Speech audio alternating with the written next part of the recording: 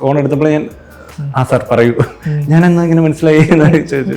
അവിടെ പ്രോപ്പർട്ടീസും വന്ന് ഇത്രയും സാധനങ്ങൾ വരുമ്പോഴത്തേക്കാണ് ലാൽ സാർ ഉടനെ ഈ പൂവെടുത്ത് ഞാനിങ്ങനെ തിരിച്ചു കൊടുത്തിട്ട് നന്നായി വരും എന്നുള്ള സാധനം ഇടാൻ. അത് ആ സാധനം അത് ലാൽ സാറിന്റെ കോൺട്രിബ്യൂഷൻ ആണ്. ഇപ്പം ഈ പടത്തിന്റെ ഇൻട്രോ പോയിന്റ് അല്ല, ഇൻട്രോയിലേക്ക് നയിക്കുന്ന ഒരു ഇൻസിഡന്റും കുറച്ച് പരിപാടിയുണ്ട്. ആ സീക്വൻസുകൾ ഞാൻ അപ്പം സാറിനോട് ഫോൺ വഴി പറഞ്ഞു. അത് സാറിന് ഭയങ്കരമായിട്ട് ഇഷ്ടപ്പെട്ടു. അങ്ങനെ ഞാൻ നിന്നില്ല, ഞാൻ 2 ദിവസം കഴിഞ്ഞ് തൃശ്ശൂർ ചെന്നിട്ട് ഞാൻ തൃശ്ശൂരുണ്ടെന്ന് പറഞ്ഞു. അന്തിക്കാട് വീട്ടിലേക്ക് വരാൻ പറഞ്ഞു. ഒരു ഉച്ചവരെ ഇരുന്ന് സംസാരിച്ചു. സംസാരം സാറിന്റെ സിനിമകളെ കുറിച്ചൊക്കെ ആയിരുന്നു. അത് വല്ലാത്തൊരു സാറിന്റെ വീട് ഭയങ്കര വൈബാണ്. കട്ട മോഹൻലാൽ ഫാനാണ്.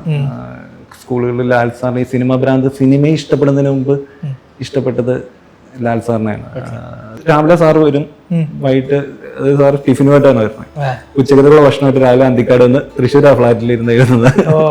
ഭക്ഷണമായിട്ട് രാവിലെ 9:30 ആകുമ്പോൾ സാറ് വരും. ഇത് ഞാൻ ആഗ്രഹിച്ച സാധനം എനിക്ക് വേണ്ടി മാത്രം നറേറ്റ് ഒന്നും. അതായത് വൈകുന്നേരം വരെ ഇരിക്കും. സ്ക്രിപ്റ്റിനെ പറ്റി പറയണത് 10 മിനിറ്റ് 15 മിനിറ്റ് ആയിരിക്കും. ഹായ്, ഹൃദയപൂർവ്വത്തിന്റെ റൈറ്റർ സോനു ടി പി ആണ് ഇന്ന് നമ്മുടെ ഗസ്റ്റ്. ഹൃദയപൂർവ്വം സ്വാഗതം. ഒരു റൈറ്റർ ഡെബ്യൂ ആണ് അല്ലേ? അപ്പൊ റൈറ്റർ ഡെബ്യൂ ലെജൻസിന്റെ കൂടെയാണ് സത്യൻ സാറ്, ലാൽ സാറ്. ഈ സിനിമയിലേക്കുള്ള ഒരു യാത്ര അല്ലെങ്കിൽ ജേണി എങ്ങനെയായിരുന്നു? ജേണി എന്ന് പറയുമ്പോഴത്തേക്കും 2013 പോകുന്നില്ല. അത് കോളേജ് കാലഘട്ടം മുതൽ ഷോർട്ട് ഫിലിംസ് ചെയ്യുന്നുണ്ട്. അന്ന് സിനിമ മനസ്സിലുണ്ട്. ഞാൻ അന്നത്തെ ഷോർട്ട് ഫിലിംസ് പ്രോയ്ക്ക് അറിയായിരിക്കുമല്ലോ. ആ ഒരു പരിപാടിയായിരിക്കും. നമ്മൾ തന്നെ കൂട്ടുകാരെയൊക്കെ വിളിച്ച് അങ്ങനത്തെ ഒരു സെറ്റപ്പ് ചെയ്തിരിക്കുന്ന പരിപാടിയായിരുന്നു. അത് കഴിഞ്ഞ് പിന്നെ നമുക്ക് ഡയറക്ഷൻ ഒന്ന് തൽക്കാലം മാറ്റി വെക്കാം, എഴുത്തിലൂടെ സിനിമയിലേക്ക് വരാം, പതിയെ ഇതിലേക്ക് പോകാം എന്നൊരു തീരുമാനമെടുത്തു. അപ്പോൾ പിന്നെ ജോലിയും കാര്യങ്ങളും കൂടെ എടുത്തു ചാടാനൊരു പേടിയുണ്ടായിരുന്നു. അപ്പം വേറൊരു ജോലിയൊക്കെ ആയിട്ട് ആ കാര്യങ്ങളൊക്കെ ആയിട്ട് അങ്ങനെ പോകുന്നു. അതിൻ്റെ കൂടെ തന്നെ എഴുത്തും പരിപാടിയൊക്കെ നടക്കുന്നുണ്ട്. ഇടയ്ക്ക് കഥ പറച്ചിലും റിജക്ഷൻസും അങ്ങനത്തെ പരിപാടിയൊക്കെ നടക്കുന്നുണ്ടായിരുന്നു. പിന്നെ ഒരു 2018 ആയപ്പോഴത്തേക്ക് ജോലിയൊക്കെ പരിപാടിയൊക്കെ ചെയ്തു. പിന്നെ രേവതി കലാമന്ദിർ ട്രിവാൻഡ്രത്ത് തന്നെയായിരുന്നു ഞാൻ വർക്ക് ചെയ്തുകൊണ്ടിരുന്നു. ടെക്നോ പാർക്ക് ഒരു കമ്പനിയിലായിരുന്നു. അവിടുന്ന് നേരെ തൊട്ടടുത്ത് കിംഫ്രയിലേക്ക് രേവതി കലാമന്ദിർ ഫിലിം ഡയറക്ഷൻ പഠിക്കാൻ ജോയിൻ ചെയ്തു, സുരേഷ് കുമാർ സാറിൻ്റെ. അവിടെ 1 വർഷം കഴിഞ്ഞു. പിന്നെയും ഈ പ്രോസസ്സ് കണ്ടിന്യൂ ചെയ്തുകൊണ്ടിരുന്നു. അങ്ങനെ നൈറ്റ് കോൾ എന്ന് പറയുന്നൊരു ഷോർട്ട് ഫിലിമിൽ ലാൻഡ് ചെയ്തു. അത് ഇങ്ങനെ കഥ പറയാൻ അപ്പോയിൻമെൻറ്റ് ചോദിക്കുമ്പോൾ നമ്മുടെ കയ്യിലൊരു വർക്ക് വേണമല്ലോ എന്നൊരു ചിന്തയിൽ ചെയ്തൊരു വർക്കാണ്. ആ ഒരു ഇത് തന്നെ, ഇത് അടിക്കണം, അതിൽ ഹിറ്റാകണം. അതായത് നമ്മൾ ഇത് കാണിച്ചിട്ട് ഒരാളുടെ അടുത്ത് അപ്പോയിൻമെൻറ്റ് ചോദിച്ചാൽ അയാൾ നമുക്ക് കഥ പറയാൻ അവസരം തരണം എന്നും പറഞ്ഞ് ചെയ്തൊരു വർക്കായിരുന്നു. പക്ഷെ അത് കഴിഞ്ഞ് എനിക്ക് അപ്പോയിൻമെൻറ്റ് അങ്ങനെ ചോദിച്ച് വിളിക്കേണ്ട ഒരു സിറ്റുവേഷൻ വന്നില്ല. പിന്നെ ഇങ്ങോട്ട് കോളുകൾ വരാൻ തുടങ്ങി. ഓക്കെ, ആദ്യം വിളിച്ചാരാ? അത് പല പ്രൊഡക്ഷൻസിൽ നിന്നായിരുന്നു വന്നത്. കുറേ പ്രൊഡക്ഷൻ കമ്പനീസിൽ നിന്നായിരുന്നു ആദ്യമൊക്കെ കോൾ വന്നത്. സിനിമ ചെയ്യുന്നതെന്ന് അതിൽ ചിലതൊക്കെ ഇപ്പോഴും അതിൽ ഓൾറെഡി ഒരു പ്രോജക്റ്റ് ഓണായിരുന്നു. ഞാൻ ആസ് എ റൈറ്റർ ഒരു പരിപാടി ഓണായിരുന്നു. അതിൻ്റെ സ്ക്രിപ്റ്റ് വർക്ക് നടന്നുകൊണ്ടിരിക്കുന്നതിൻ്റെ ഇടയ്ക്കാണ് സത്യൻ സാറിൻ്റെ കോൾ വരുന്നത്. സത്യൻ സാർ ആദ്യം ഒന്ന് വിളിച്ചു, അത് അഭിനന്ദിക്കാൻ വേണ്ടി മാത്രം വിളിച്ചുമായിരുന്നു. പക്ഷെ അത് കഴിഞ്ഞ് 1 വർഷം കഴിഞ്ഞിട്ടാണ് സാർ ഇങ്ങനെ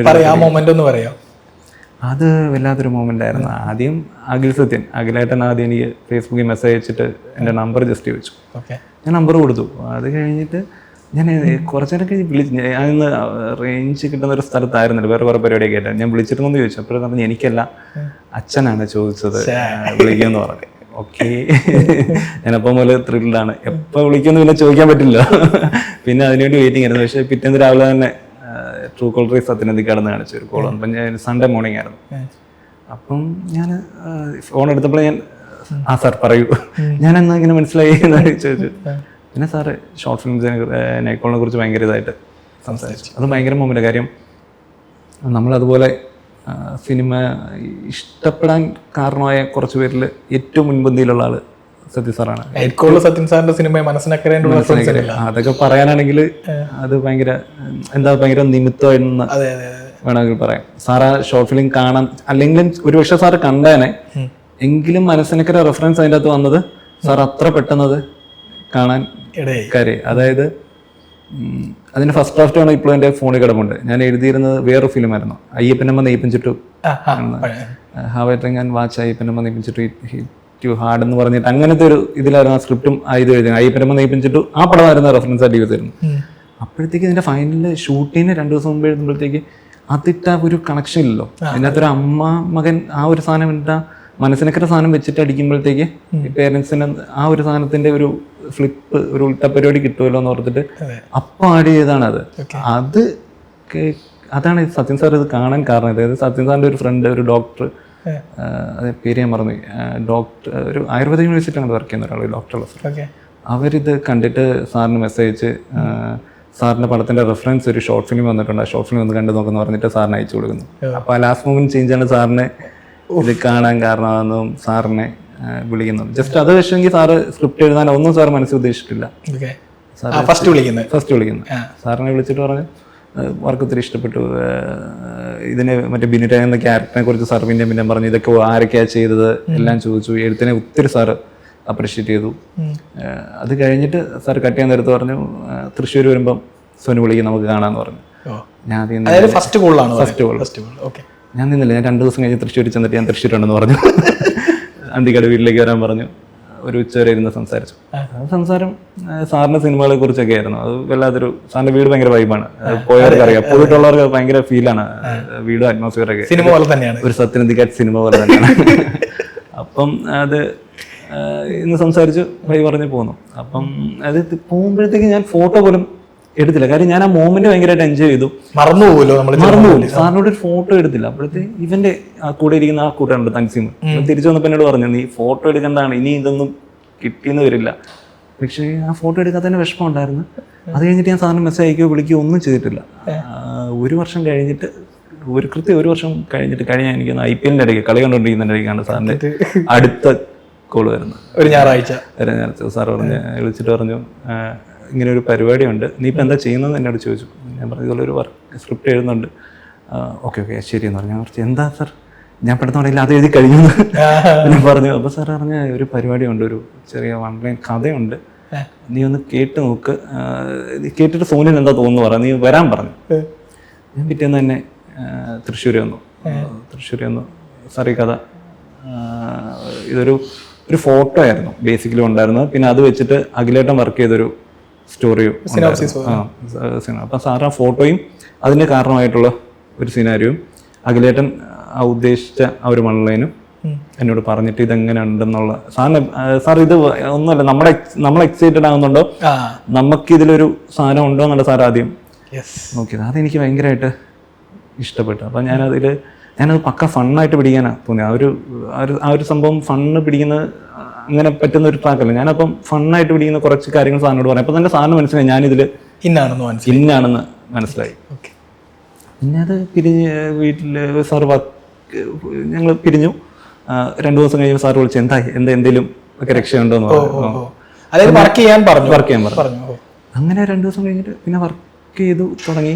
ഞാൻ ആദ്യം പറഞ്ഞ 1-2 സംഭവങ്ങൾ സാറിന് വർക്കായിട്ടില്ലായിരുന്നു. സാറപ്പോൾ പറഞ്ഞു വലിയൊരു കഥയിലേക്ക് പോകണ്ട, ഇത് വെച്ചിട്ട് കുറെ സീക്വൻസുകൾ ഇതാന്ന് പറയും. അതിനുശേഷം ഞാൻ ഇപ്പം ഈ പടത്തിന്റെ ഇൻട്രോയിലേക്ക് നയിക്കുന്ന ഒരു ഇൻസിഡന്റും കുറച്ച് പരിപാടിയുണ്ട്. ആ സീക്വൻസുകൾ ഞാൻ അപ്പം സാറിനോട് ഫോൺ വഴി പറഞ്ഞു. അത് സാറിന് ഭയങ്കരമായിട്ട് ഇഷ്ടപ്പെട്ടു. അങ്ങനെ 1-2 ക്യാരക്ടേഴ്സും ഇങ്ങനെയൊക്കെ ഈ ക്യാരക്ടറിനെ കൊണ്ടുപോകാന്നുള്ള സാധ്യതയും 1-2 സീക്വൻസുകളാണ് സാറിനോട് പറഞ്ഞത്. അത് ചിലപ്പോൾ സാറ് ചിരിച്ചു.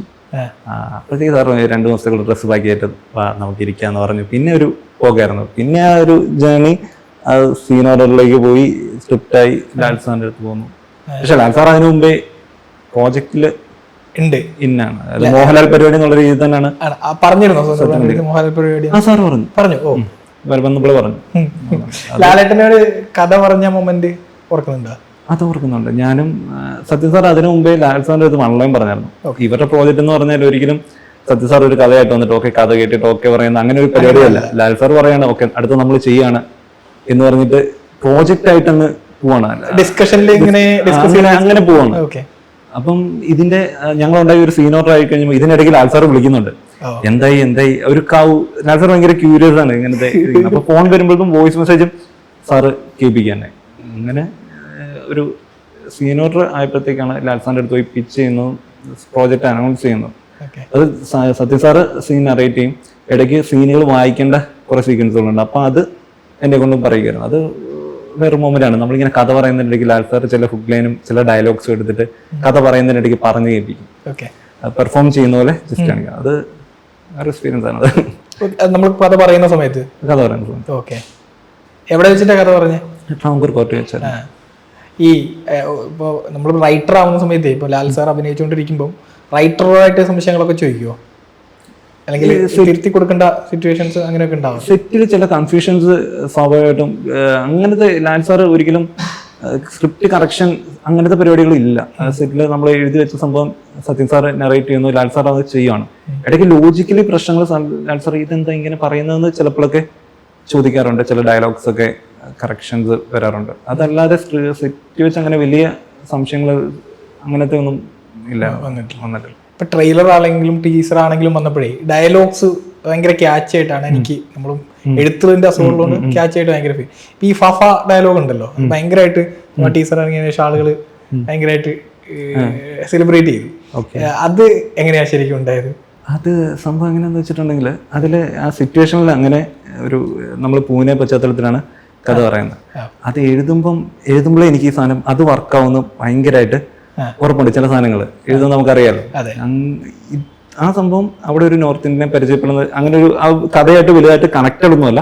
പൂനെയിലാണ് ഒരു കഥ പറയുമ്പോൾ ആ ഒരു നോർത്ത് ഇന്ത്യനായിട്ട് ടോക്ക് ഉണ്ടായ ആ സീനൊന്ന് കുറച്ച് ലൈവ് ആക്കാന്നുള്ള രീതിയിലാണ് ഞാനത് എഴുതുന്നത്. പിന്നെ നമുക്കറിയാം, നമ്മളിപ്പോ മറ്റുള്ള സ്റ്റേറ്റിൽ നമുക്ക് ഫ്രണ്ട്സ് ഉണ്ട്. ഇവര് പറയുമ്പോൾ ആദ്യം നമ്മളോട് പറയണത് ഫഹദിന്റെ കാര്യമാണ്, സീനിയർസായിട്ട് നമ്മൾ സംസാരിക്കുന്നത്. അപ്പോൾ അങ്ങനെ ഒരു സംഭവം ഞാൻ എഴുതിയിട്ട് എനിക്കിത് എഴുതുമ്പോൾ ഉള്ള പേടി സത്യസാറിന് വർക്കാവോ ലാൽ സാറിന്. കാര്യം എന്തൊക്കെ പറഞ്ഞാലും പിന്നെ ഇത് ലാൽ സാറിനെ പോലെ ഒരാള് ഒരു ഇതാണല്ലോ, ചിലപ്പം ഒരു ആർട്ടിസ്റ്റിന് ഈഗോ ഉണ്ടാകാൻ സാധ്യതയുള്ള സംഭവമാണ്. പക്ഷെ ഞാൻ സാറിന്റെ അടുത്ത് സത്യസാറിന്റെ അടുത്ത് അറിയുമ്പോൾ സാറ് ചിരിച്ചു. പറഞ്ഞപ്പോൾ തന്നെ ഞാൻ സത്യസാറിന്റെ അടുത്ത് ചോദിച്ചു, ലാൽ സാർ ഇത് പറയുന്നതിലും പ്രശ്നം ഉണ്ടാവുമോ എന്നുള്ള രീതി. ലാൽ അങ്ങനെ ഈഗോ എന്നുള്ള ലാല് ഒന്നും പ്രശ്നമില്ലെന്ന് പറഞ്ഞു. അത് പക്ഷെ അത് ഭയങ്കരമായിട്ട് പിന്നെ അത് ടീച്ചറിൽ വരുമെന്ന് എനിക്കറിയില്ല. അനൂപനാണ് ടീച്ചർ കട്ട് ചെയ്യണേ. ഈ സീൻ വെച്ചിട്ടാണ് ഫസ്റ്റ് ഒരു ടീച്ചർ വന്ന ഒരു പടത്തിലെ ഒരു ക്ലിപ്പ് വരുന്ന അപ്പോഴാണ്. അത് ഭയങ്കര എക്സ്പെക്ടേഷൻ ആണ്. അത് അങ്ങനെ ഫാഫ എന്ന് പറയല്ലോ ലാൽ സാർ അതിനെ ഇതല്ല ഫാഫ മാത്രമല്ല അത് ചെറിയ ചമ്മല് വെച്ച് തന്നെയാണ് അത് എഴുതിയത്. പക്ഷെ അത് ഓൾറെഡി ആ ഡ്രാഫ്റ്റിൽ തന്നെ ഉണ്ടായിരുന്നു. ആ ഡ്രാഫ്റ്റിൽ തന്നെ ഉണ്ടായിരുന്നു. ഇത് ഇങ്ങനെ ഡയലോഗ് പറയുന്ന സീനിയർ ആക്ടേഴ്സ് ഫസ്റ്റ് ഡ്രാഫ്റ്റ് ഞാനിത് മോഹൻലാൽ മമ്മൂട്ടി എന്ന് പറയുമ്പോൾ ഓപ്പോസിറ്റ് നിൽക്കുന്ന ആൾ ബ്രേക്ക് ചെയ്യുന്നതായിട്ടാണ് ചെയ്തത്. അപ്പം പക്ഷെ അത് ലാൽ സാർ സത്യ സാറാണ് പേര് പറയണ്ട, ഇപ്പൊ അതിന്റെ ഭംഗി പോവും, ഇത് മാത്രം മതി എന്ന് പറഞ്ഞു. അതിന്റെ ഭംഗി അതാണ് കറക്റ്റ്. അവിടെ സത്യ സാറിന്റെ കോള് കറക്റ്റ് ആണ്. അത് ഫുള്ള് പറയണ്ട, സീനിയർ ആക്ടേഴ്സ് മാത്രം പറഞ്ഞാൽ മതിയാണെന്ന് പറഞ്ഞിട്ട് അത്രയും പറഞ്ഞപ്പോഴത്തേക്ക് അവിടെ കയറി ബ്രേക്ക് ചെയ്യുന്നത്. അപ്പോൾ ലാൽ സാർ ചമ്മെന്നാണ് ഞാൻ എഴുതിയേക്കുന്നത് കറക്റ്റായിട്ട്. അത് പക്ഷെ ചമ്മൽ എന്നാണ് അത് എഴുതുന്നത്. അപ്പം അവിടെ പ്രോപ്പർട്ടീസും വന്ന് ഇത്രയും സാധനങ്ങൾ വരുമ്പോഴത്തേക്കാണ് ലാൽ സാർ ഉടനെ ഈ പൂവെടുത്ത് ഞാനിങ്ങനെ തിരിച്ചു കൊടുത്തിട്ട് നന്നായി വരും എന്നുള്ള സാധനം ഇടാൻ. അത് ആ സാധനം അത് ലാൽ സാറിന്റെ കോൺട്രിബ്യൂഷൻ ആണ്. അത് എഴുതില്ലായിരുന്ന സംഭവമാണ് ആ ഒരു പോയത്. ഈ പറഞ്ഞ പോലെ ലാൽ സാർ അഭിനയിക്കുന്നത് വിറ്റ്നസ് ചെയ്തിട്ടുണ്ടാവുമല്ലോ. നമ്മള് സിനിമയിലൊക്കെ കണ്ടിട്ടുള്ള ഒരു മഹാബേര് പോലെയുള്ള ഒരു മനുഷ്യൻ, ആ എക്സ്പീരിയൻസ് എന്തായിരുന്നു ശരിക്കും? അത് നമ്മൾ എഴുതിയ സംഭാഷണങ്ങൾ ലാൽ സാറിനെ പോലെ ഒരു സ്റ്റാർ പറയുമ്പം, സ്റ്റാറല്ല ലെജൻഡ് പറയുമ്പോൾ നമുക്ക് അറിയാലോ. ഞാൻ കട്ട മോഹൻലാൽ ഫാനാണ്. സ്കൂളുകളിൽ ലാൽ സാറിന് ഈ സിനിമ ഭ്രാന്ത്, സിനിമയെ ഇഷ്ടപ്പെടുന്നതിന് മുമ്പ് ഇഷ്ടപ്പെട്ടത് ലാൽ സാറിനെയാണ്. അത്രയ്ക്ക് ഇഷ്ടമുള്ള ഒരാള് നമ്മൾ എഴുതിയ ഡയലോഗ്സ് നമ്മുടെ മുമ്പിൽ പെർഫോം ചെയ്യുമ്പോൾ അത് വേറെ ഫീൽ. പ്രത്യേകിച്ച് സിംഗ് സൗണ്ട് ആയിരുന്നു. അപ്പം എൻ്റെ സെറ്റിൽ പൂനെ ഷെഡ്യൂൾ വെച്ച് ബാക്കി ഞാൻ ഉണ്ടായിരുന്നു. അപ്പം ഞാനായിരിക്കും സൗണ്ട് മോണിറ്ററിങ്ങിന് ഹെഡ്ഫോൺ വെച്ച് ഞാൻ ഡയലോഗ് മോണിറ്ററിങ് നോക്കുന്നുണ്ടായിരുന്നു. അപ്പം ഇത് കേൾക്കുന്നത് ഭയങ്കര ഡബ് സ്റ്റുഡിയോ കേൾക്കുന്ന അതേ രീതിയിൽ തന്നെയാണ് സെറ്റിലും കേൾക്കുന്നത്. അപ്പോൾ ആ ഡയലോഗ്സ് സാറ് പെർഫോം ചെയ്യുമ്പം അത് വേറെ ഫീലാണ്. സാറ് അധികം സിംഗ് സൗണ്ടിൽ വർക്ക് ചെയ്തിട്ടില്ലെന്ന് തോന്നുന്നു. വാസ്തുവാര കഴിഞ്ഞിട്ട് ഇപ്പോഴാണ്, ഏതാണ്ട് 30 വർഷത്തിന് മേളിലാണ്. നമ്മള് തിയേറ്ററിൽ കേട്ട സൗണ്ട് നമ്മൾ ചെവിയിൽ വെച്ചിട്ട് അല്ലേ പെർഫോം ചെയ്യുന്ന പോലെ. ഈ ഇപ്പം പറഞ്ഞു നൈറ്റ് കോളിന്റെ അടിയിൽ വരുന്ന കമന്റ്സ് ഒക്കെ വായിക്കാറുണ്ടോ യൂട്യൂബിൽ? ആദ്യം ഒരു 10,000 കമന്റ് വരെ ഫുള്ള് വായിച്ചായിരുന്നു. അത് കഴിഞ്ഞിട്ട് പിന്നെ ഇടയ്ക്കിടയ്ക്ക് വന്ന് എങ്കിലും മിക്കതും വായിച്ചിട്ടുണ്ട്. ഒരു 11,000-ന് മേളിൽ കമന്റ്സ് ഉണ്ട്. അതിലെല്ലാം ഞാൻ ഏകദേശം വായിച്ചാണ്. 50 ലക്ഷത്തിന് മേളിൽ വ്യൂസ് ഉണ്ട്. ഈ എങ്ങനെയാ നൈറ്റ് കോളിന്റെ ഒരു തോട്ട് ശരിക്കും? ഞാൻ മനസ്സിലാക്കുന്ന ഒരാളെ വെച്ചിട്ട് ഇത് എക്സിക്യൂട്ട് ചെയ്യാന്ന് പറയണതേ, ആളുകളെ വിശ്വസിപ്പിക്കാന്ന് പറയണത്, അതും 20 മിനിറ്റിന്റെ മേളിലുണ്ടല്ലോ, ടഫ് ടാസ്ക് ആണ്. പക്ഷെ അത് സത്യം പറഞ്ഞിട്ടുണ്ടെങ്കിൽ 1-2 പേരെ വെച്ചിട്ട് ഒരു സംഭവം വേണമെന്നുള്ള രീതിയിലാണ് ഞാൻ പ്ലാൻ ചെയ്യണം. ആ സമയത്താണ് ഇങ്ങനെ ഒരു പരിപാടി എൻ്റെ മൈൻഡിലേക്ക് വരണം. അപ്പോൾ ഒരാളെ വെച്ച് തന്നെ ഒറ്റ റൂമിൽ തീർക്കുന്ന പരിപാടി എന്നുള്ള രീതിയിലാണ് സ്വസ്ഥമായിട്ട് ഷൂട്ട് ചെയ്യാൻ വേണ്ടി. അങ്ങനെ ഒരു ലിമിറ്റേഷൻസ് ഉള്ളിൽ നിന്നുകൊണ്ട് ചെയ്യാൻ പറ്റുന്ന എന്തെന്നുള്ള ചിന്തയിൽ നിന്നാണ് ആ ഒരു തോട്ടിലേക്ക് വരുന്നത്. അത് ഞാൻ തന്നെ ആദ്യം പ്രൊഡ്യൂസ് ചെയ്യാന്നുള്ളൊരു ഇതുള്ളതുകൊണ്ടാണ് അത്ര ചുരുക്കിയൊരു പരിപാടി. പക്ഷെ അതിന് ശേഷം മിഥുൻ ചേട്ടൻ ആണ് അത് പ്രൊഡ്യൂസ്. ഏറ്റവും ലൈഫിൽ കടപ്പെട്ടിരിക്കുന്ന പേരുകളിൽ ഒന്നാണ്. മിഞ്ചന്റെ അടുത്തേക്ക് ചെന്നാണ് വലിയൊരു ടേണിംഗ് പോയിന്റ് ആണ്. ഹൃദയപൂർവ്വത്തിന്റെ കാര്യം മിഞ്ചനോട് പറഞ്ഞാ? പിന്നെ അത് അനൗൺസ് ചെയ്യുന്നതിന്റെ എല്ലാം ഓക്കെ ആയപ്പോൾ ആദ്യം വിളിച്ചത് മിഞ്ചനെ. ഞാൻ ഭയങ്കര ഹാപ്പി ആയിരുന്നു. ഞാൻ സെറ്റിലേക്ക് വരും എന്നൊക്കെ പറഞ്ഞു. പക്ഷേ ആ സമയത്ത് ആടിന്റെയും നമ്മുടെ ഒക്കെ വർക്ക് നോക്കിയപ്പോഴത്തേക്ക് മിഞ്ചന സെറ്റ് വരാൻ പറ്റില്ല. പക്ഷെ പുള്ളി ഭയങ്കര ഹാപ്പി ആയിരുന്നു. അതിനുമുമ്പ് മിഞ്ചനായിട്ട് ഒരു സ്ക്രിപ്റ്റ് വർക്ക് ചെയ്തിരുന്നു. അതായത് ഞാൻ എഴുതിയൊരു സംഭവം മിഞ്ചന്റെ അടുത്ത് പിച്ച് ചെയ്തിരുന്നു. അങ്ങനെയാണ് കണക്ഷൻ വരുന്നത്. പക്ഷെ മിഞ്ചന്റെ അടുത്തേക്ക് ചെല്ലുമ്പോൾ കാര്യം പുള്ളി നമ്മളെ ഹെൽപ്പ് ചെയ്തൊരു രീതിയുണ്ട്. അതായത് പ്രത്യേകിച്ച് എന്നെ ആരും റെക്കമെൻഡ് ചെയ്തിട്ടോ ഒന്നുമല്ല, ജസ്റ്റ് കഥ പറയാൻ വന്നൊരു പയ്യൻ, അവൻ ഇരിക്കുന്നൊരു സംഭവം കൊള്ളാം എന്നൊരു രീതിയിൽ ഒരു സ്ക്രിപ്റ്റ് നമുക്ക് ആലോചിക്കാമെന്ന് പറഞ്ഞാൽ സ്ക്രിപ്റ്റ് വാങ്ങിച്ചു വെക്കുന്നു. അതിനുശേഷം എങ്ങനെയൊക്കെ എന്തോ പുള്ളിക്ക് നമ്മളെ ഹെൽപ്പ് ചെയ്യാനൊരു മൈൻഡ് തോന്നി. അപ്പോൾ നമ്മൾ ബാക്ക് ടു നൈറ്റ് കോൾ സ്വന്തം പ്രൊഡ്യൂസ് ചെയ്യാന്ന് വിചാരിച്ചു. മിഞ്ചന്റെ അടുത്ത് ഞാൻ കഥ പറയാൻ പോകുന്ന സമയത്താണ് മൂപ്പര് ഷോർട്ട് ഫിലിമുകൾ പ്രൊഡ്യൂസ് ചെയ്യുന്ന ഒരു പരിപാടി ഉണ്ടായിരുന്നു. അതിന്റെ സ്ക്രിപ്റ്റുകൾ പലരുടെയും വായിച്ചു നോക്കുന്നത്. ഞാൻ കഥ പറയാൻ ചെല്ലുമ്പോഴത്തേക്ക് ഇതിന്റെ ഹാർഡ് കോപ്പീസ് ഉണ്ടായിരുന്നു. അപ്പോൾ ഇതെന്റെ മനസ്സിൽ കിടപ്പുണ്ട്. അപ്പം ഇത് മറ്റേ സ്ക്രിപ്റ്റ് ഡിസ്കഷൻ ചെയ്യുന്നപ്പോൾ ഞാൻ ചോദിച്ചു, എൻ്റെ ഒരു സംഭവം ഞാൻ എഴുതിയ പ്രൊഡ്യൂസ് ചെയ്യാമെന്ന് ചോദിച്ചു. അതെന്താണ് നീ എഴുതുക, നമുക്ക് വർക്കാണെങ്കിൽ ചെയ്യാമെന്ന് പറഞ്ഞു. അങ്ങനെയാണ് നൈറ്റ് കോൾ ഒരു ഉണ്ടാകുന്നത്. ലൈഫിലെ ടേണിംഗ് പോയിന്റ് അത് തന്നെയാണ് നൈറ്റ് കോൾ തന്നെയാണ്. അത് പിന്നെ സത്യനന്ദിക്കാട് എന്ന് പറയുന്ന ഒരു അദ്ദേഹത്തെ പോലെ ആളെ ഇംപ്രസ് ചെയ്യാന്ന് പറയുന്നത് തന്നെ പിന്നെ വലിയ കാര്യമാണ്. അദ്ദേഹം എന്നെ വിളിച്ചത് തന്നെ വലിയ കാര്യം. അത് കഴിഞ്ഞൊരു കൂടെ വർക്ക് ചെയ്യാനൊക്കെ പറയുന്ന പറഞ്ഞാൽ കൂടെ വർക്ക് ചെയ്ത ആളുടെ പേരുകൾ പറയണം. ശ്രീനിവാസൻ സാറ്, രഘുനാഥ് പല്ലേരി സാറ്, അങ്ങനെ വലിയൊരു ലോയി സാറ്, ഇവരൊക്കെ വർക്ക് ചെയ്ത് അതിലേക്ക് ഏറ്റവും പുതിയതായിട്ട് കൂട്ടിച്ചേർക്കപ്പെട്ട ആളല്ലേ. അത് ആ ലിസ്റ്റ് ഭയങ്കര. അത് വേറൊരു സ്കൂളാണ്. അതായത് സാറിലൂടെ എഴുതാൻ കിട്ടിയ അവസരം എന്ന് പറയുന്നത് സത്യനന്ദിക്കാട് എന്ന് പറയുന്ന ആളുടെ ഫെയിമും ഇതും മാത്രമല്ല, എഴുത്തിലൊക്കെ നമ്മളെ ഒത്തിരി ഈ ഹൃദയപൂർവ്വം എന്നുള്ള സ്ക്രിപ്റ്റില് സാറിന്റെ കൂടെ ഇരുന്നാണ് ഞാൻ വർക്ക് ചെയ്യുന്നത്. നമ്മളെന്തെങ്കിലും എഴുതി കൊടുക്കാൻ അതൊക്കെ ആ പരിപാടിയല്ല.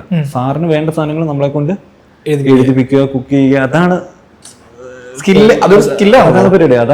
അതാണ് സാറിന്റെ. അതുകൊണ്ട് തന്നെ സാറ് ഏത് റൈറ്ററോട് വർക്ക് ചെയ്താലും സാറിന്റെ സിനിമകൾക്ക് പൊതുവായിട്ടുള്ളൊരു സ്വഭാവം ഉണ്ട്. അത് അങ്ങനെ വരുന്നതാണ്. അതെനിക്ക് ഭയങ്കരമായിട്ട് ഗുണം ചെയ്തു. ഡയറക്ഷൻ പഠിക്കുന്നതിലും കൂടുതൽ ഞാൻ സത്യം സാറിൽ നിന്ന് ഡയറക്ഷൻ പഠിക്കും. പക്ഷേ ഞാൻ പഠിച്ചത് മൊത്തം എഴുത്താണ്. ഒരു സീൻ എങ്ങനെ ചുരുക്കി ഞാൻ പല പരത്തി എഴുതുന്നവരാ. നൈറ്റ് കോളിൽ ഒറ്റ സീൻ ഇങ്ങനെ വലിച്ചെറിയുമ്പോൾ അറിയാം പരന്ന് എഴുതിയ ഇതാണ്. പക്ഷെ അത് വർക്കായി എങ്ങനെയായിരിക്കും. പക്ഷെ സിനിമയിൽ അത്രയും ലെങ്തി സീനുകളൊന്നും ഇതാണൊന്നുമില്ല. പക്ഷെ അത് സാറിൻ്റെ കൂടെ നിൽക്കുമ്പോഴത്തേക്കാണ് ട്രിം ചെയ്ത് ചുരുക്കി എങ്ങനെ കാര്യങ്ങൾ പറയാന്നുള്ള കാര്യമൊക്കെ കുറെ റൈറ്റിംഗ് ടെക്നിക്സ് പഠിക്കുന്നത്. ഡയലോഗ് എല്ലാം സാറിന്റെ അടുത്ത് നിന്ന് കുറെ കാര്യങ്ങൾ പഠിക്കാൻ പറ്റി. പിന്നെ സാറ് റൈറ്റ് ഇതിൽ ഭയങ്കരമായിട്ട് കോൺട്രിബ്യൂട്ട് ചെയ്യുന്നത്. എന്റെ പേരിലാണ് സ്ക്രീൻ പ്ലേ ഡയലോഗ്സ് എന്ന് കിടക്കുന്നതെങ്കിലും സാറ് ഇതുപോലെ ചെയ്തിട്ടുണ്ട്. സാറ് കൂടെ ഇരുന്ന് ഇത് ചെയ്യണം. അതായത് ചിലതിപ്പം ഒരു ബ്ലോക്കൊക്കെ വന്നിട്ടുണ്ട്, ഞാൻ ഒരു സീൻ കൊടുക്കും, 2 സീൻ കൊടുക്കും. അത് പറ്റില്ല, സോനം വർക്ക് ചെയ്യും 3 ദിവസമൊക്കെ ഇരുന്നിട്ട് ഒറ്റ സീന് വേണ്ടി വർക്ക് ചെയ്യില്ല. അതായത് എഴുത്തെന്ന് പറഞ്ഞാല് ആ പ്രോസസ് ഒരിക്കലും രാവിലെ സാറ് വരും, വൈകിട്ട് അത് സാറ് ടിഫിനുമായിട്ടാണ് വരുന്നത്. ഉച്ചക്കത്തുള്ള ഭക്ഷണമായിട്ട് രാവിലെ അന്തിക്കാട് നിന്ന് തൃശ്ശൂർ ആ ഫ്ലാറ്റിൽ ഇരുന്ന് എഴുതുന്നത്. ഭക്ഷണമായിട്ട് രാവിലെ 9:30 ആകുമ്പോൾ സാറ് വരും. ഉച്ചക്കത്തുള്ള ഫുഡൊക്കെ സാറ് വീട്ടിൽ നിന്ന് കൊണ്ടുപോകും. അപ്പം രാവിലെ പോലെ ഞങ്ങൾ ഇരിക്കുകയാണ്. അത് വൈകുന്നേരം വരെ ഇരിക്കും. അത് ഞാൻ ഈ ചരിത്രത്തിലൂടെ പരിപാടിയില്ലേ നമ്മുടെ സവാരി ചാനലിൽ, അതിൽ ഞാൻ ഏറ്റവും കൂടുതൽ കാണാൻ ആഗ്രഹിച്ച ഒരു സത്യനന്ദിക്കാണ്ട്.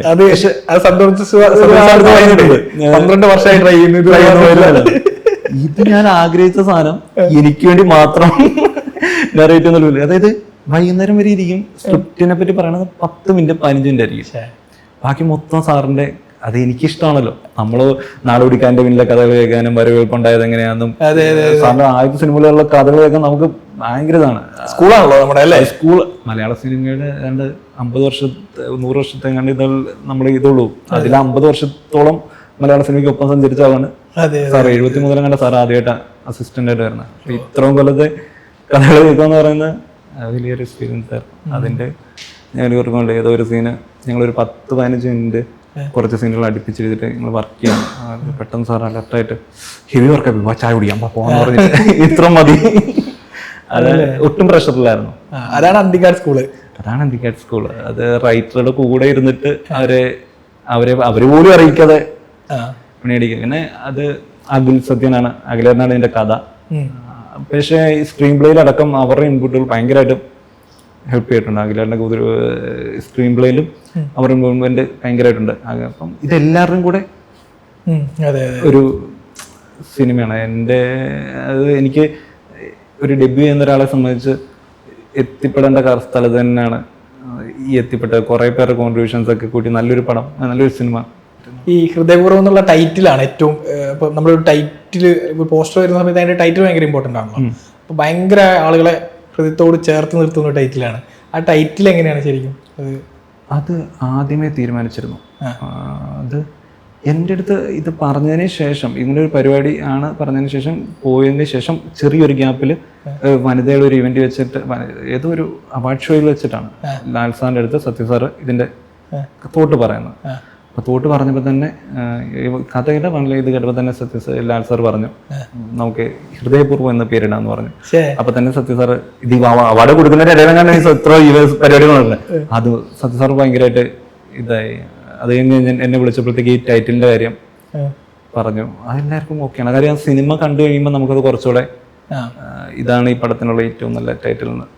ഇപ്പം ലാൽ സാറിന്റെ കൂടെ നോക്കുകയാണെങ്കിൽ ഇപ്പൊ ന്യൂ ജനറേഷനിൽ ഇപ്പൊ സംഗീതം അടക്കമുള്ള ആളുകളാണ് അഭിനയിച്ചിട്ടുള്ളത്. ഇപ്പൊ ടിസ് എന്ന് പറയുന്ന ഒരു പയ്യൻ അഭിനയിച്ചിട്ടുണ്ട്, സംഗീതം ഉണ്ട്, പിന്നെ താഹ ഉണ്ട് തോന്നുന്നു അല്ലേ. അപ്പം എല്ലാം ന്യൂജൻ പിള്ളേരാണ്. അപ്പോൾ അങ്ങനെ എന്തെങ്കിലും ഒരു ഇപ്പോ സംവിധായകനൊരു ചിന്ത ഉണ്ടാവുമല്ലോ. അപ്പം ക്യാരക്ടേഴ്സ് ചുറ്റിനും ഒരു നായകന്റെ ചുറ്റിലുള്ള ക്യാരക്ടേഴ്സിന് ഇത്ര ഏജ് കാറ്റഗറി വേണമെന്നോ അല്ലെങ്കിൽ പുതിയ ആളുകൾ വേണമെന്നോ അങ്ങനെ എന്തെങ്കിലും ഉണ്ടായിരുന്നോ? അല്ലെങ്കിൽ ഒരു ഫ്ലോയിൽ ആ ക്യാരക്ടേഴ്സിന്റെ ഏജ് ഒക്കെ മാച്ച് ആയിട്ട് വന്നത്? സംഭവത്തിൽ ഈ കഥ നമ്മൾ ഡിസ്കസ് ചെയ്തതിന് ശേഷം ഇതെങ്ങനെ പറയാം എന്നുള്ളൊരു ചിന്ത ആദ്യമേ വന്നിരുന്നു. അപ്പം സാറാണ് ആക്റ്റീവ് ആയിരിക്കണം, ഇയാളുടെ ചുറ്റിനുള്ള ലോകം ആക്റ്റീവ് ആയിരിക്കണം. അങ്ങനെ വന്നപ്പോഴത്തേക്കാണ് ഞാൻ ഈ ഇങ്ങനെ ഒരു ഗ്യാങ്ങിന്റെ കാര്യം, അത് സ്പോയിലർ ആകും, കൂടുതൽ ഞാൻ പറയുന്നില്ല. അങ്ങനെ ഇങ്ങനെ കുറച്ച് ക്യാരക്ടേഴ്സ് അത് നമുക്ക് കണക്ട് ചെയ്യാൻ പറ്റുന്നതാണ്. എനിക്കും നിനക്കൊക്കെ കുറച്ചുകൂടെ കണക്ട് ചെയ്യാൻ പറ്റുന്ന പരിപാടികളാണത്. ആ ഒരു ഗ്രൂപ്പ് ഓഫ് ഗ്യാങ്. പിന്നെ ടിസ് എന്ന് പറയുന്ന ആ ക്യാരക്ടർ, അത് കാസ്റ്റിംഗ് അനൂപേട്ടനായിരുന്നു. ടിസിനെയൊക്കെ കാസ്റ്റിംഗ് ഓണാണ്. മോഹൻലാൽ സത്യനന്ദിക്കാട് കോമ്പാണ്. മലയാളിക്ക് അതിലപ്പുറത്തേക്ക് പ്രതീക്ഷിക്കാൻ വേറെ ഒന്നും വേണ്ട. സത്യത്തിൽ നമ്മൾ പ്രേക്ഷകർ എന്താണ് ശരിക്കും ഹൃദയപൂർവ്വത്തിൽ നിന്ന് പ്രതീക്ഷിക്കേണ്ടത്? സത്യനന്ദിക്കാട് സിനിമ അത് തന്നെയാണ് അതിൻ്റെ ഏറ്റവും വലിയ ബ്രാൻഡ്. അതിൻ്റെ അപ്പുറത്തൊന്നുമില്ല. അതായത് ഒരു സത്യൻ സാറിൻ്റെ സിനിമ എക്സ്പെക്ട് ചെയ്ത് വരുന്ന ആളുകൾ നിരാശപ്പെടുത്തില്ല, അവരെ നിരാശപ്പെടുത്തില്ല എന്ന് തന്നെയാണ് വിശ്വാസം. വളരെ ഹാപ്പി ആയിട്ട്, വളരെ ചില്ലായിട്ട്, യാതൊരു സ്ട്രെസ്സും ഇല്ലാതെ കണ്ടു തീർക്കാൻ പറ്റുന്ന ഒരു ഹ്യൂമർ, ഒരുപാട് ഹ്യൂമറുള്ള, കുറച്ച് ഇമോഷൻസ് ഒക്കെ ഉള്ള ഒരു കൊച്ചു സത്യനന്ദിക്കാട് സിനിമ മാത്രമേ ഉള്ളൂ. ഒരു ഒറ്റ കാര്യം ചോദിക്കട്ടെ, അതായത് ഇപ്പം നൈറ്റ് കോള് ആണ് ശരിക്കും വൈത്തിരിവായ എന്ന് പറയുന്നത്. നൈറ്റ് കോൾ കംപ്ലീറ്റ്ലി സീരിയസ് ആയിട്ടുള്ള ഒരു പരിപാടിയാണ്. ഇതിപ്പം ഹ്യൂമർ പറഞ്ഞുകൊണ്ട് ഇത് കുറച്ച് ഹ്യൂമർ ട്രാക്കുള്ള സിനിമയാണെന്നും പറയുന്നു. ഈ ഇതിൻ്റെ ഒരു എഴുത്ത് പ്രോസസ്സിൽ എപ്പോഴെങ്കിലും നന്നായിട്ട് ഹ്യൂമർ എഴുതുന്ന ആളാണോ, അല്ലെങ്കിൽ ഇത് സാറിൻ്റെ ഒരു കോൺട്രിബ്യൂഷൻ കൂടി ചേർന്ന് ഹ്യൂമർ ട്രാക്കിലേക്ക് വന്നതാണോ? എനിക്ക് ഹ്യൂമർ കുറച്ചുകൂടെ കംഫർട്ടബിൾ സ്പേസ് ആയിട്ട് എനിക്ക് തോന്നിയിട്ടുണ്ട്. പിന്നെ ഈ ഒരു സബ്ജക്റ്റ് സാറ് പറഞ്ഞപ്പോൾ തന്നെ എനിക്കത് ഹ്യൂമറായിട്ട് തന്നെ പിടിക്കാനാണ് സാർ എന്നെ കൂടെ കൂട്ടാൻ തന്നെ കാരണം. ഞാൻ ഹ്യൂമറസ് ആയിട്ടുള്ള കുറേ സീനുകൾ പറഞ്ഞപ്പോഴത്തേക്കാണ് സാറിന് കുറച്ചുകൂടെ എന്നെ ഞാൻ പറഞ്ഞതിൽ സാറിന് കൂടുതൽ വർക്കായതും അത്തരം ഇതാണ്. പിന്നെ നൈറ്റ് കോൾ പക്ക ഡാർക്കായിരുന്നു. എനിക്ക് അത്തരം സാധനങ്ങൾ എഴുതാൻ ഇഷ്ടമാണ്. പക്ഷെ അവിടെ നൈറ്റ് കോളിൽ അതിൻ്റെ ബിനുരാജിൻ്റെ ഒരു ട്രാക്കുണ്ട്, അതാണ് അതിലെ. അതില്ലെങ്കിൽ ആ ഷോർട്ട് ഫിലിം അതിൻ്റെ പകുതി റീച്ച് പോലും വരുമെന്ന് എനിക്ക് തോന്നുന്നില്ല. എനിക്ക് ഏറ്റവും കൂടുതൽ എൻ്റെ ഏറ്റവും കംഫർട്ട് സ്പേസ് എന്ന് പറഞ്ഞാൽ എനിക്ക് കുറച്ചുകൂടെ സീരിയസ് സിറ്റുവേഷൻ പറഞ്ഞു പോകുന്ന ഹ്യൂമറുകളുണ്ടല്ലോ, അത്തരം പരിപാടികളാണ് എനിക്ക് ഇഷ്ടവും എനിക്ക് വർക്ക് ചെയ്യാൻ കുറച്ചുകൂടെ ഇതായിട്ടുള്ളതെന്ന് എനിക്ക് തോന്നിയിട്ടുള്ളത്. എന്താണ് ഇനി ഒന്നും അറിയില്ല. മനസ്സിൽ ഏറ്റവും ഇഷ്ടപ്പെട്ട ഒരു സിനിമ അറിയോ? പെട്ടെന്ന് ആലോചിച്ചിട്ട് പറയണം. പെട്ടെന്ന് ഒരു പടം എന്നൊക്കെ റെഫറൻസ് ആയിട്ട് എപ്പോഴും തട്ടാൻ പൊന്മുട്ടിയുടെ തട്ടാൻ സാറിനോട് പറഞ്ഞ സാറിനോട് പറഞ്ഞിട്ടുണ്ട്. ഞാൻ പറഞ്ഞിട്ടുണ്ട് സാറെ നാടോടിക്കാറ്റും എല്ലാം എനിക്ക് ഇഷ്ടമാണ്. പക്ഷെങ്കിൽ ഏറ്റവും കൂടുതൽ റിപ്പീറ്റ് അടിച്ചിട്ടുള്ള സാറിൻ്റെ പടം തട്ടാനാന്ന് പറയും. എനിക്ക് ലൊക്കേഷൻസിൽ പോകണമെന്ന് തോന്നിയിട്ടുണ്ട്. ഞാൻ പോയിട്ടുണ്ട്, തണ്ണീർത്തടം അങ്ങനെയായിരുന്നു പാലക്കാട്. ഞാൻ ലൊക്കേഷൻ ഇട്ട് അവിടെയൊക്കെ പോയിട്ടുള്ള ആളാണ്. എനിക്ക് ആ സിനിമ ഭയങ്കര കിക്കാണ്. അത് വേറൊരു ഫീലാണ്. എനിക്ക് റീ റിലീസ് ചെയ്യണമെന്ന് ആഗ്രഹിച്ച ഒരു സത്യനന്ദിക്കാട് സിനിമ ഉണ്ട്. പക്ഷെ അതിൻ്റെ ഒന്നും ഇന്ന് നടപടിയില്ല, എല്ലാം റഷൊക്കെ നഷ്ടപ്പെടുന്നതാണ്. അപ്പോൾ ഒരു വലിയ സ്കൂളിൽ നിന്നാണ് ആദ്യത്തെ സിനിമ സംഭവിക്കുന്നത്. അപ്പോൾ ഹൃദയപൂർവ്വം എല്ലാവരും ഹൃദയത്തോട് ചേർത്ത് വെക്കട്ടെ. ഹിറ്റ് ആവട്ടെ, സക്സസ് ആവട്ടെ, ഓണം തൂക്കട്ടെ. Thank you so much.